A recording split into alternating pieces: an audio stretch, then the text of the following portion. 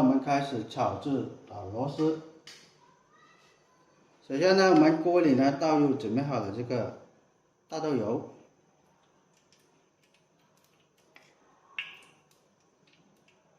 大豆油呢是100克，鸡油呢也是100克。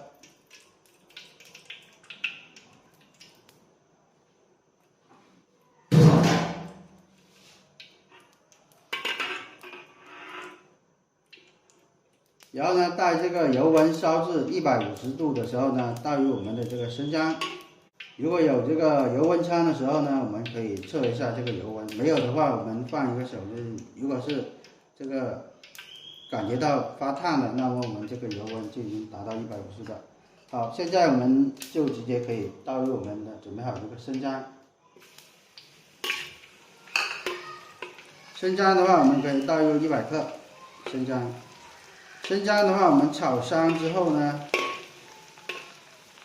倒入我们刚刚准备好的这个泡好的这个香料。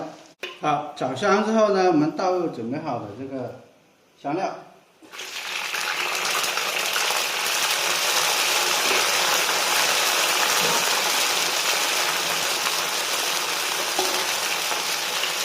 继续翻炒。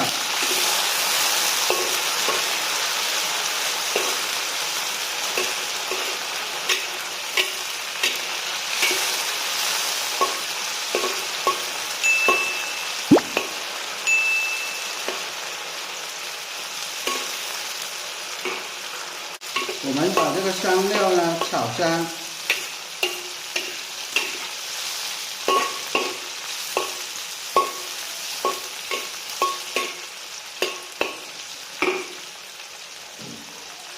炒香之后呢，倒入我们准备好的这个螺丝，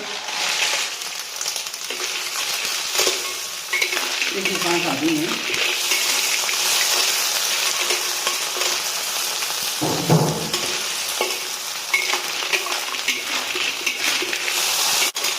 翻炒均匀，炒香之后呢，倒入我们准备好的这个酸水，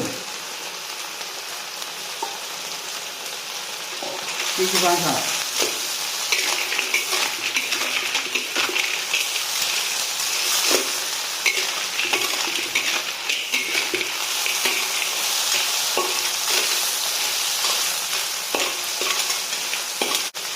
好，这个时候呢，倒入我们的这个米酒。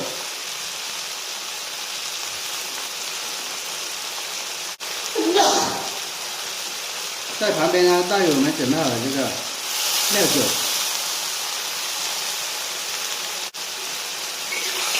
继续翻炒均匀。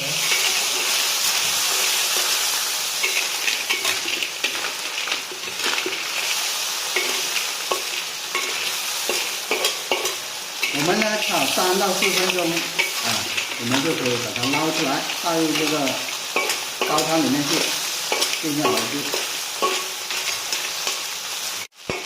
好，经过3、4分钟的这个炒制，我们现在呢，就可以关火，然后呢把它全部捞出来，然后倒到这个高汤里面去进行熬制。